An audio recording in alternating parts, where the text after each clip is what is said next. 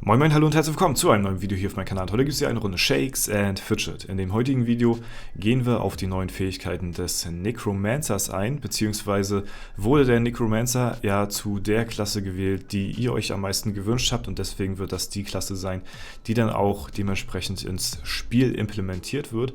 Und im Anschluss gucken wir uns noch die ersten Drops an, die es jetzt gab über Twitch, was die bringen und was man auch dafür leisten muss, sag ich mal, um diese zu bekommen. Das klären wir dann im Anschluss. Zuerst gucken wir mal in die Post, und zwar ist hier eine Umfrage oder beziehungsweise das Ergebnis der Umfrage. Danke für eure rege Beteiligung an der Umfrage zur neuen Klasse. Knapp 19.000 Stimmen wurden abgegeben, wir sind überwältigt. Das Ergebnis steht fest, mit 84,1% der Stimmen habt ihr euch für den Nekromanten entschieden, knapp gefolgt vom Seuchenarzt 77,6% und der Trickster mit 61,4%. Also es war auf jeden Fall alles relativ nah beieinander. Es ist jetzt keine Klasse komplett untergegangen. Alle haben irgendwo ihre Daseinsberechtigung gehabt, so, ne? Also jede Klasse hätte ins Spiel kommen können, so vom Ding her.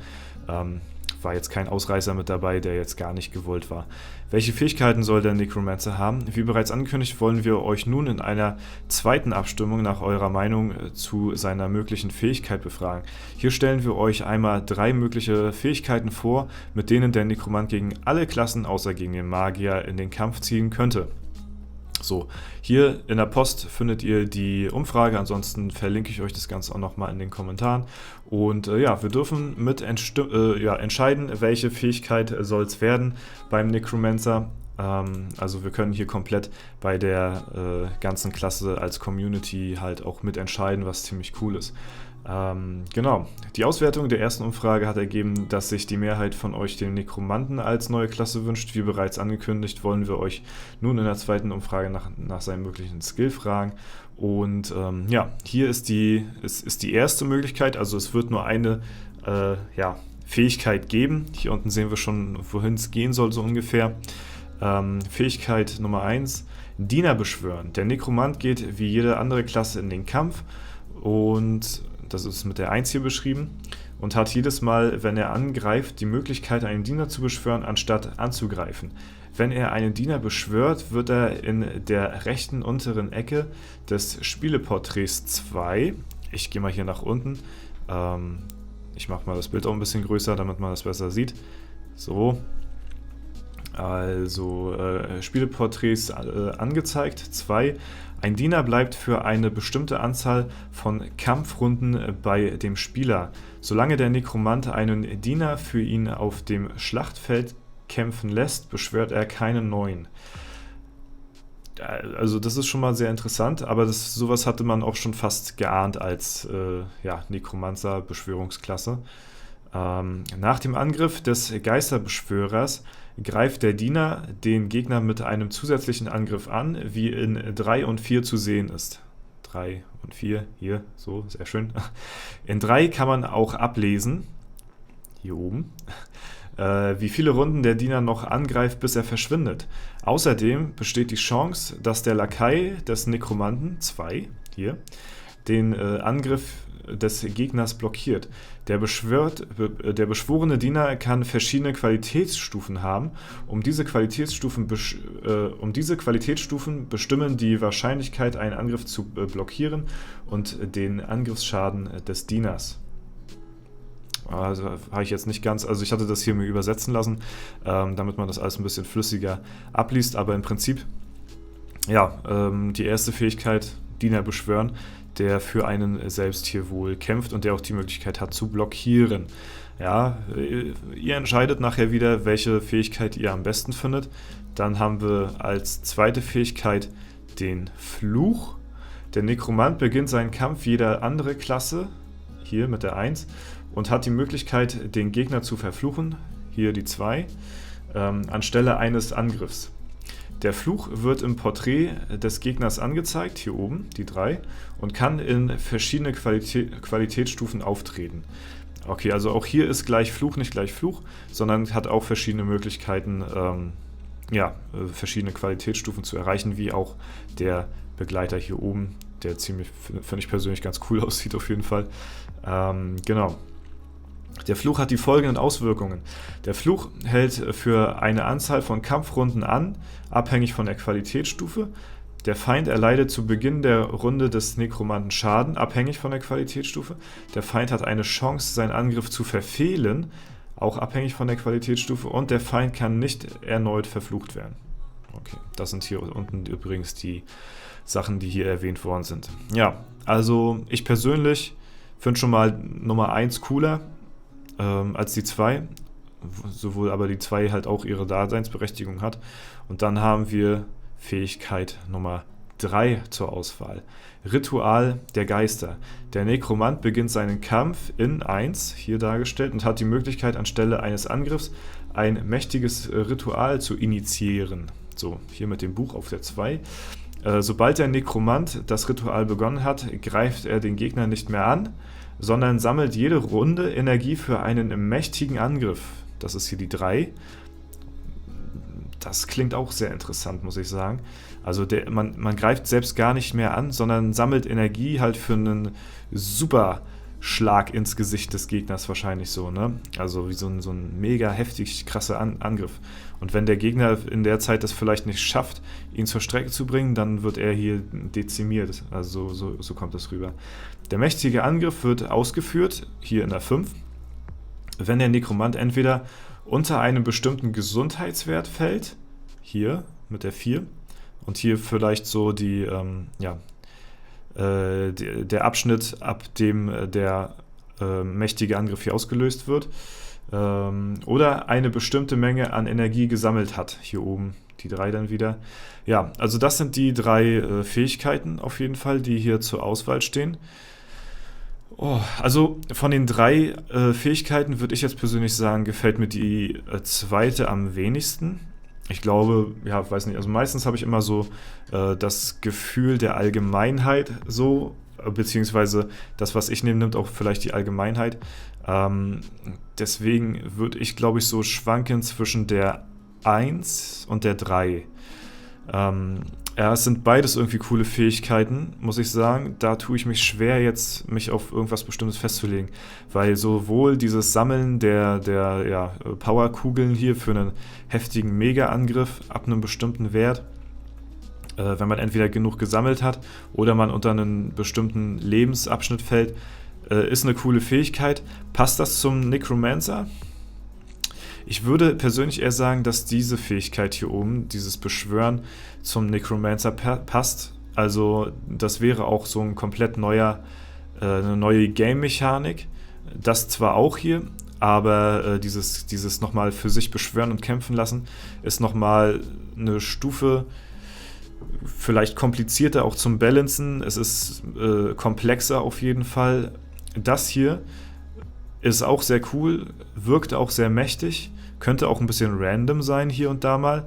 Würde ich so jetzt spontan in die Stufe des Dämonenjägers so irgendwie reinpacken, ganz grob, der dann eine bestimmte Chance hat, sich zwar wiederzubeleben, aber er hat hier eine bestimmte Chance, seinen extrem heftigen, krassen Angriff da so rauszuballern, wenn halt bestimmte Szenarien auftreten so, ne? Ja, ich weiß nicht. Also gefühlt, also ins besser passen, also ins Game würde, glaube ich, diese Fähigkeit besser passen. Ich glaube, das wäre auch einfacher zu balancen so. Aber komplexer und vielleicht auch zum Nekromanten besser passen, finde ich irgendwie die Fähigkeit. Ja, also auf jeden Fall seid ihr jetzt wieder gefragt, was findet ihr am besten? Was soll der Necromancer bekommen? Bei der Umfrage bin ich sehr gespannt. Bei der ersten, ja, da hat man schon rausgehört, dass der Necromancer auf jeden Fall so bei vielen Anklang findet. Bei dem hier wüsste ich jetzt nicht. Also da würde ich, glaube ich, tatsächlich die 1 oder 3 nehmen. Ich glaube, die 2 wird hier am schlechtesten abschneiden, denke ich persönlich. Aber da bin ich sehr gespannt, was ihr auch dazu sagt. Ja, ansonsten zeige ich euch jetzt mal die Twitch-Drops, die man bekommen kann. Und zwar wurden jetzt schon ein paar ausgehändigt, und zwar die ersten 2 sind jetzt hier vergeben worden. Man hat eine bestimmte Anzahl an Stunden, die man gucken muss, um bestimmte Sachen freizuschalten. Für den ersten Reward zum Beispiel muss man eine Stunde gucken, für den zweiten dann schon 1,5, für den dritten dann 2 Stunden und so weiter, bis man halt hier den Rahmen bekommt, wo man dann halt extra nochmal 4 Stunden gucken muss. Und ja, insgesamt beläuft sich das, glaube ich, auf, ich weiß jetzt nicht, 4, 5, 6, 7, 8, 9, 10, 11, 12, 13, 14, 15, 16,5 Stunden, die man insgesamt Twitch-Stream gucken muss, um alle Achievements freizuschalten. So. Ne? Das ist natürlich eine ganze Menge. Und man muss nicht nur einen Stream gucken, sondern halt auch mehrere an Stück. Man hat natürlich auch die Möglichkeit, ja, wenn man irgendwas verpasst hat, sich das nachzuholen. So, ne? Wie gesagt, die ersten 2 Drops sind jetzt schon vergeben worden. Ich bin gespannt auf den, das wird dann der nächste sein. Ab hier bekommt man dann das Achievement. Also das hat noch keiner hier, ne? Weil dementsprechend der offizielle SF-Stream noch nicht so lange gestreamt hat. Ich hatte euch aber mal aufgenommen, was man so bekommt für die Drops hier im Game. Und das ist ganz schön heftig, zumindest beim ersten Drop. Ich befinde mich hier jetzt gerade auf meinem Battle Mage, wechsle aber jetzt rüber auf meinen Main. Und wie ihr schon seht, der erste Drop ist abhängig vom Level, also beziehungsweise das Gold ist skalierend nach dem Level. Deswegen habt ihr gesehen, hat mein 613er 1,5 Milliarden Gold bekommen und mein 655er, der ab Stufe 600, wo man ab 632 quasi das Overall Gold Cap erreicht, das heißt danach geht es nicht mehr höher. Also jeder, der Stufe 632 hat, bekommt 1,8 Milliarden Gold maximal und das ist natürlich schon sehr saftig auf jeden Fall, ne? Das schmeckt. Also das ist für den ersten Drop, den bekommt man nach einer Stunde. Also wie gesagt, das ist schon sehr, sehr nützlich. Man bekommt halt dann 30 Lucky Coins und nochmal 40 Treibsanduhren. Das Ganze zeige ich euch jetzt auch nochmal hier auf meinem W50-Account. Hier habe ich den ersten Drop auch nochmal freigeschaltet.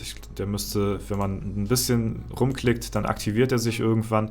Also falls ihr den nicht direkt haben solltet, müsst ihr ein bisschen hier und da mal rumklicken, dann klappt das.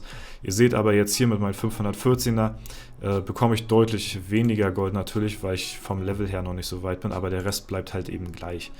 So, das war Drop Nummer 1 und Drop Nummer 2 ist sehr enttäuschend, dafür muss man mal so sagen, für das, was man halt aufbringen muss. Ja, also ich will sowieso alles haben, deswegen gucke ich mir auch alles an, das ist ganz klar.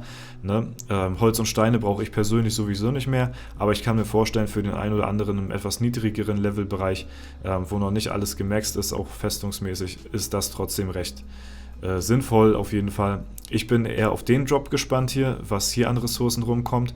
Hier bekommt man ja das Achievement. Das sieht so aus, als ob man einen Glücks- und Ausdauertrank bekommt. Das wäre auch ziemlich low. So, Seelen brauche ich auch nicht mehr so ganz. Aber das sind halt dann wieder 2, sag ich mal, Leerläufe dafür, die man dann in Kauf nimmt, um dann halt eben am Ende das zu bekommen, was man halt haben will. Und das halt eben der Twitch-Rahmen, der Bilderrahmen so, ne? Auf den bin ich sehr gespannt, wie der designt ist und wie der aussieht. Ja, also das bekommt man hier an Ressourcen, 2,7 Millionen Holz und 900.000 Steine. Ich gehe mal von aus, das ist auch abhängig von der Festungsstufe. Das habe ich jetzt auf den anderen Accounts jetzt nicht weiter mehr aufgenommen. Ne? Also könnte es auch sein, dass es, wenn man die Festung niedriger hat, dass es vielleicht noch weniger gibt. Oder es ist ein fixer Wert für alle. Dann wäre es für die gerade angefangen haben oder Serverstart, ne, also für die gerade Stufe 25 oder so sind, das wäre natürlich ziemlich heftig, dann auf einmal so viel Ressourcen zu haben. Aber ich glaube, das ist abhängig von der Festungsstufe. Ich bin mir aber nicht ganz sicher.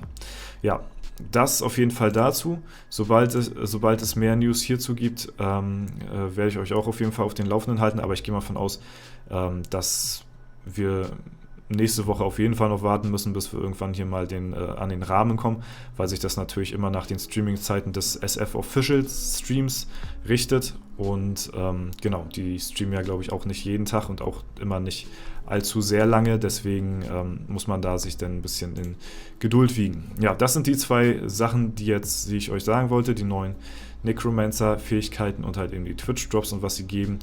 Und ja, das soll es soweit gewesen sein. Macht gerne mit bei der Umstimmung. Ich verlinke euch das Ganze auch nochmal. Ansonsten guckt in eure Post rein. Das war es soweit von mir. Wenn es euch gefallen hat, lasst gerne Bewertung, Kommentare dazu da. Ansonsten wünsche ich euch noch einen super schönen Tag. Vielen lieben Dank fürs Zuschauen. Haut rein und bis zum nächsten Mal.